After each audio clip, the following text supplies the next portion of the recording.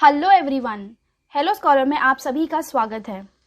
इस वीडियो में हम जानेंगे करंट अफेयर्स 14 अक्टूबर के। अगर आप हमारे साथ अभी अभी जुड़े हैं तो प्लीज़ हमें सब्सक्राइब करें, वीडियो अच्छी लगे तो लाइक करें। आप हमारी वेबसाइट www.helloscholar.in पर जाकर books, test series, PDFs avail कर सकते हैं and you can prepare. Without any delay let's just start. Question number 1 क्या कह रहा है बच्चों? नॉर्थ ईस्टर्न रीजन पे एक question, Which of the following is not an initiative for North East region? इनमें से कौन सा नॉर्थ ईस्ट रीजन के लिए इनिशिएटिव नहीं है? North east special infrastructure development scheme, north east venture fund, special accelerated road development programme for north east, PM divine, none of the above. बताइए। The correct option is none of the above, क्योंकि इन सब में से सारे के सारे north eastern region के लिए कुछ न कुछ इनिशिएटिव्स हैं। चलिए देखते हैं कि कौन कौन सा इनिशिएटिव क्या क्या किस पर्पस के लिए है। जो north east special infrastructure development scheme है ना, ये स्पेसिफिकली जैसे इसमें लिखा है कि इंफ्रास्ट्रक्चर डेवलपमेंट स्कीम, ये इसलिए ताकि उस रीजन में कनेक्टिविटी बढ़ाई जा सके और टूरिज्म को इम्प्रूव किया जा सके। ठीक है। नॉर्थ ईस्ट वेंचर फंड, जैसे ये इसका नाम है वेंचर फंड, तो ये प्रमोट करता है स्किल डेवलपमेंट को और बिजनेस के ग्रोथ को, कि उस रीजन में बिजनेस का ग्रोथ होना चाहिए। Special accelerated road development programme for north east, ये पर्टिकुलर इनिशिएटिव है ministry of road transport and highways के द्वारा, और ये एक मेगा प्रोजेक्ट है जो कि लॉन्च किया है कि इंटेंसिवली रोड जो है वो डेवलप किए जाएंगे नॉर्थ ईस्टर्न रीजन में। ठीक है।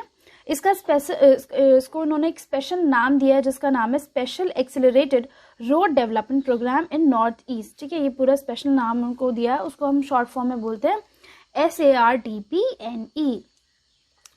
अब क्वेश्चन था पीएम डिवाइन। अब पीएम डिवाइन जो है वो हाल ही में न्यूज में है, ये लॉन्च किया गया है। पीएम डिवाइन जो इनिशिएटिव है, पहले तो मैं आपको बता दूं कि ये 3 साल के लिए है। ठीक है, इट इज फॉर 3 years। कब से कब तक? 2022 से लेकर 2023 टू 2025 से लेकर 2026 तक, तो लगभग 4 साल हो गए, सॉरी। ठीक है, इट इज फॉर 4 years। 2022 से लेकर ये स्टार्ट हो जाएगा, 2026 तक ये पूरा चलेगा।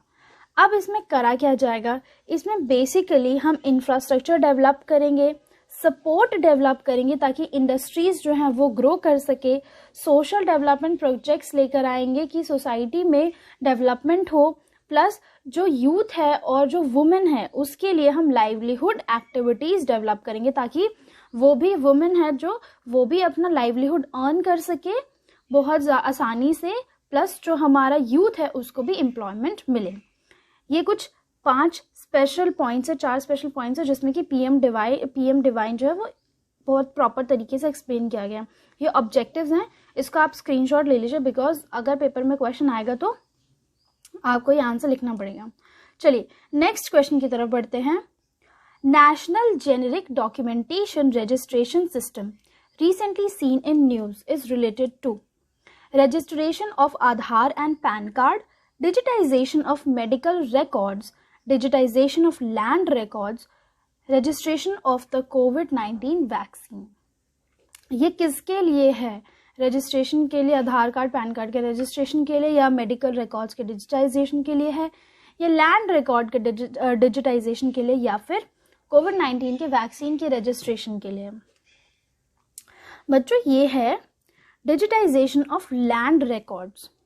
अब इसमें क्या किया जाएगा? जो सेंटर है, सेंटर ने स्टेट से कहा है कि आप एक ऐसा इंफ्रास्ट्रक्चर डेवलप कीजिए कि आप national generic documentation registration system develop कर सके, पोर्टल डेवलप कर सके। यहाँ पर क्या होगा, सारा का सारा काम, जैसे आप कोई प्रॉपर्टी खरीद रहे हैं, आप कोई भी लैंड खरीद रहे, किसी भी तरीके की कोई भी प्रॉपर्टी खरीद रहे हैं ना, तो उसका आपको रजिस्ट्रेशन कराना पड़ता है सॉरी, रजिस्ट्री करानी पड़ती है, तो वो आपको ऑफिस में जाके कराना पड़ता है। बट अब क्या होगा, ऑनलाइन आप सारे के सारे काम कराएंगे, ऑनलाइन आप फीस पे करेंगे, डॉक्यूमेंटेशन होगा, आपका वेरिफिकेशन होगा, सारा प्रोसीजर जो है वो ऑनलाइन किया जाएगा। अब इससे फ़ायदा क्या है? अभी हर चीज़ ना पेपर पे होती है, ठीक है, तो कोई भी किसी भी प्रॉपर्टी के फेक पेपर बना के उस प्रॉपर्टी को सेल भी कर देता है। तो जो खरीदता है वही नुकसान में रहता है कि उसने तो फेक प्रॉपर्टी खरीद ली, वो तो उस पर्सन को बिलोंग ही नहीं करती थी। तो इससे क्या होगा कि ऑनलाइन रजिस्ट्रेशन होगा तो हम जाकर चेक कर सकते हैं कि जो इंसान क्लेम करे कि दिस प्रॉपर्टी इज माइन, तो वो एक्चुअली में उसकी है भी या नहीं। चलिए नेक्स्ट क्वेश्चन की तरफ बढ़ते हैं। नेक्स्ट क्वेश्चन क्या कह रहा है बच्चों? नेक्स्ट क्वेश्चन कह रहा है which state is the largest producer of golden fibre? कौन सा जो स्टेट है इंडिया का वो सबसे ज्यादा गोल्डन फाइबर प्रोड्यूस करता है? वेस्ट बंगाल, केरला, आंध्र प्रदेश, अरुणाचल प्रदेश। जल्दी बताइए बच्चों। वेस्ट बंगाल। जूट तो सबने देखा ही होगा, सब हर कोई इनिशिएटिव भी चलते हैं, कैंपेन्स भी चलती कि प्लास्टिक बैग की जगह पेपर बैग यूज़ करो, जूट बैग यूज़ करो। तो जो जूट बैग होता है ना, वो पहले जूट जो होता है ये बिल्कुल ऐसे पतले पतले फाइबर के फॉर्म में होता है, फिर इसको वीव करके जो भी मटेरियल बनाना होता है वो बनाया जाता है। तो इसका जो लार्जेस्ट प्रोड्यूसर है इंडिया में है वो है वेस्ट बंगाल। ठीक है, वर्ल्ड में अगर हम बात करें तो वर्ल्ड में भी है इंडिया। इंडिया जो है वो फर्स्ट पोजीशन पे है, और जो हमारा बांग्लादेश है, हमारा नेबरिंग कंट्री, वो है सेकंड पोजीशन पे। ठीक है, India is the leading producer followed by the Bangladesh. पहले बांग्लादेश बहुत ज़्यादा प्रोड्यूस करता था, लेकिन अभी इंडिया ने ओवरटेक कर लिया बांग्लादेश को, और इंडिया जो है वो सबसे ज़्यादा प्रोड्यूस करता है जूट। ठीक है बच्चों, चलिए नेक्स्ट क्वेश्चन की तरफ बढ़ते हैं। नेक्स्ट क्वेश्चन क्या कह रहा है? Recently golden jubilee of pin code was commemorated. It was first introduced in which year? हाल ही में इंडिया ने गोल्डन जुबली सेलिब्रेट करी है पिन कोड की। गोल्डन जुबली क्या होता है? 25 ईयर्स होता है सिल्वर जुबली और 50 ईयर्स होता है गोल्डन जुबली। अगर आप 2020 से 2022 से अगर आप 50 साल पीछे जाएं तो आप कहाँ पहुँचते हैं? 1972 पर। तो इसका ऑप्शन, इसका जो आंसर है आप ऐसे निकाल सकते हैं कि 15 अगस्त 1972 में लॉन्च किया गया था। अच्छा, अब ये इंट्रोड्यूस तो किया गया था 15 अगस्त 1972 में, बट इसके पीछे का जो बेसिक लॉजिक है वो क्या है? मतलब क्यों इसको लॉन्च किया गया था, क्या पर्पस था? इसको लॉन्च किया गया था ताकि जो हमारा पोस्टल सर्विस है ना वो और भी ज़्यादा स्ट्रांग हो सके। ठीक है, अब जैसे कि इसमें आप देख सकते हो कि जो पिन कोड है उसमें फर्स्ट डिजिट क्या डिफाइन करिए, वो एक जोन है, सेकंड डिजिट सब zone, third digit sorting district, और बाकी के जो 3 डिजिट हैं वो है पोस्ट ऑफिस।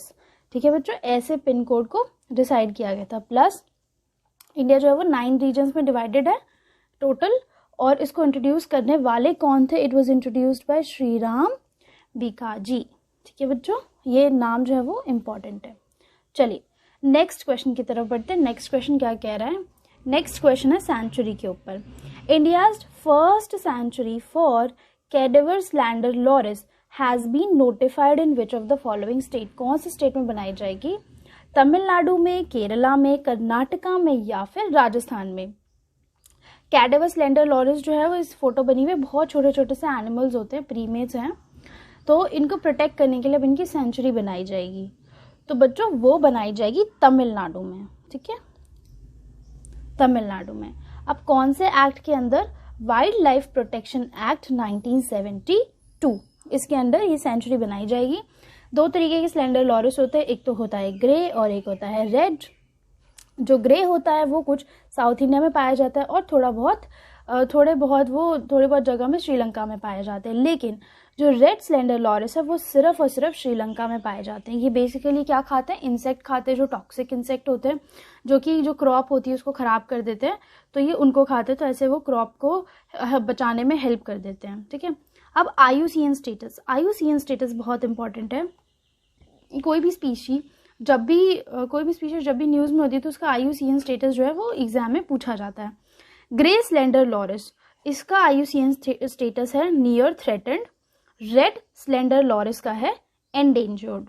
ठीक है, नेक्स्ट क्वेश्चन की तरफ बढ़ते हैं। नेक्स्ट क्वेश्चन क्या कह रहा है? नेक्स्ट क्वेश्चन है इंडेक्स में, very important. Commitment to reducing inequality index is prepared by which international institution? Commitment to reducing inequality index कौन सा इंस्टीट्यूशन प्रिपेयर करता है? जो इंडेक्स है वो कौन सा इंस्टीट्यूशन प्रिपेयर करता है, रिलीज करता है या बनाता है? Oxfam international and development finance, United Nations, human right council, the Indian red cross society, none of the above, या इनमें से कोई सा भी नहीं प्रिपेयर करता ये इंडेक्स।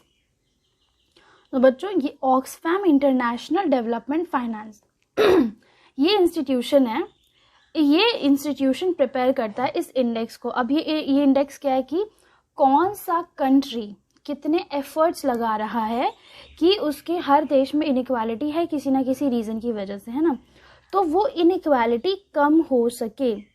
तो ये काम हर कंट्री करती है और उसके बेसिस पर रैंकिंग डिसाइड करी जाती है।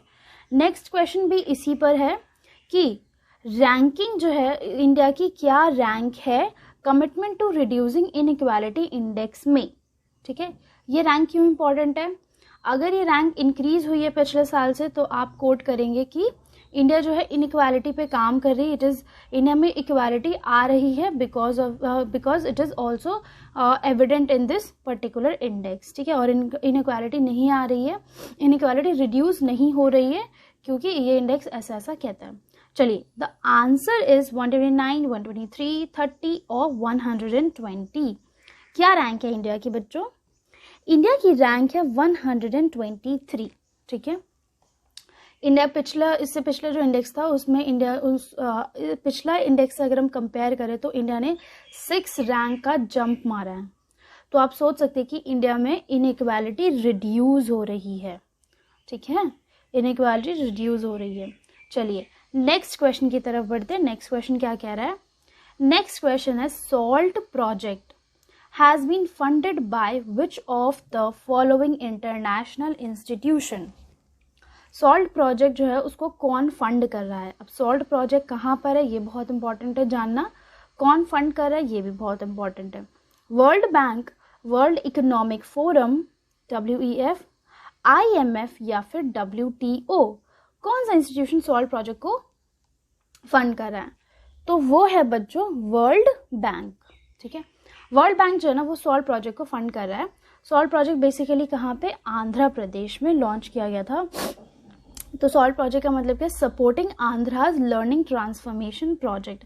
इसमें वर्ल्ड बैंक ने अनकंडीशनल लोन दिया है $250 मिलियन का। सोच सकते हो $250 मिलियन बहुत huge, it's a very huge amount. ये दिया ताकि जो आंध्र प्रदेश है वो अपने स्टेट की जो एजुकेशन, अपने स्टेट में एजुकेशन का जो लेवल है वो और भी ज़्यादा अच्छा कर सके। ठीक है, चलिए नेक्स्ट क्वेश्चन क्या कह रहा है बच्चों? नेक्स्ट क्वेश्चन कह रहा है ARCs का मतलब क्या हुआ? Asset reconstruction companies are registered under which act. कौन से एक्ट के अंदर हम असेट रिकंस्ट्रक्शन कंपनीज को रजिस्टर करते हैं? कौन से एक्ट के अंदर ये रजिस्टर होती हैं? Insolvency and bankruptcy code 2016, banking regulation act 1949, RBI act 1934 और सरफासी एक्ट 2002 में ये एक्ट आया था। तो कौन से एक्ट के अंदर हम इसको रजिस्टर करते हैं? जल्दी बताइए बच्चों। ये हम करते हैं सरफाजी एक्ट के अंदर। ARCs को हम इस एक्ट के अंदर रजिस्टर करते हैं। और ARCs क्या हैं? ये नॉन बैंकिंग फाइनेंशियल इंस्टीट्यूशंस हैं। ये क्या करते हैं? ये बेसिकली इनका काम होता है कि जो भी हमारे NPAs होती हैं, है ना, यानी कि जो नॉन परफॉर्मिंग एसेट्स बन जाते हैं, जो लोन, फिर वहाँ पर जाकर जो एसेट होता है उसका ऑक्शन करना, फिर वहाँ से पैसे जो हैं वो पैसे जितने मिलते हैं वो बैंक को देती है, फिर कुछ अपना कमीशन अपने पास रखती है। तो ये होता है ACR, basically asset reconstruction company का काम। सरफाजी एक्ट का फुल फॉर्म अगर आप देखो तो वो है the securitisation and reconstruction of financial asset and enforcement of security interest act 2002। ठीक है, ये इसकी पूरी फुल फॉर्म, इसके नाम से ही समझ में आ रहा है कि क्या है। तो जो सरफाजी एक्ट है वो भी अब वो RBI लेकर आया था। तो RBI जो है वो ACRs को रेगुलेट करता है, और मतलब उसकी जो पॉलिसीज़ होती है, किस तरीके की पॉलिसीज़ चेंज लेकर आना या कुछ बदलाव करना या कुछ और ऐड करना, ये सारी चीज़ें जो है वो RBI के अंडर आती हैं। चलिए नेक्स्ट क्वेश्चन क्या कह रहा है बच्चों? नेक्स्ट क्वेश्चन है who was the leader of ताना भगत मूवमेंट? 1914 से 1919 तक ये मूवमेंट चला था और इसके लीडर कौन थे? अच्छा, ताना भगत मूवमेंट ना एक ट्राइबल मूवमेंट था, ठीक है, it was a tribal movement. तो इसके लीडर कौन थे? बिरसा मुंडा, तिरोत सिंह, जतरा ओराम, तिलक मांझी। द आंसर इज जतरा ओराम। ये लीडर थे ताना भगत मूवमेंट के। ये बेसिकली एक सिविल डिसोबीडियंस मूवमेंट था। किसके अगेंस्ट? ब्रिटिशर्स के अगेंस्ट। जो ब्रिटिशर्स और लैंडलॉर्ड्स जो भी ब्रिटिशर्स को सपोर्ट कर रहे थे उनके अगेंस्ट ही सिविल डिसोबीडियंस मूवमेंट था। अब हम ये क्यों पढ़ रहे हैं? Why this is in news? ये न्यूज़ में इस वजह से है, जो ताना भगत है वो एक सेक्ट है किसका? ओराउन ट्राइब्स का। ओराउन ट्राइब है एक, जो कि झारखंड में रहती है, वहाँ का एक सेक्ट है। तो ये कह रहे हैं कि हमें फुल सेल्फ रूल चाहिए, मतलब हम ना अपने आप को खुद से रूल करना चाह रहे हैं। हम नहीं चाह रहे कि कोई भी हमें सरकार या इंस्टीट्यूशन हमें गवर्न करे या हम पर रूल करे। हम अपने आप को खुद से रूल करेंगे, हम अपना रूल्स एंड रेगुलेशंस खुद से बनाएंगे, ठीक है। कहाँ पे? लतीहार डिस्ट्रिक्ट ऑफ झारखंड, ठीक है। ये ट्राइबल मूवमेंट्स बहुत इंपॉर्टेंट होते हैं जब न्यूज़ में आते हैं ना। तो फिर वाई इन न्यूज़ तो ठीक है कि क्यों न्यूज़ में है वो भी इम्पॉर्टेंट रहता है, बट सबसे ज़्यादा इम्पॉर्टेंट रहता है कि उस ट्राइबल मूवमेंट का लीडर कौन था और बेसिक पर्पस क्या था, कौन सी जगह पे वो थी, ठीक है। तो that's all for this video. I hope you guys liked the video. Kindly like, share, comment and subscribe to our channel. Join our Telegram channel for the latest job vacancy updates, current affair PDFs and exam related content. Thank you everyone.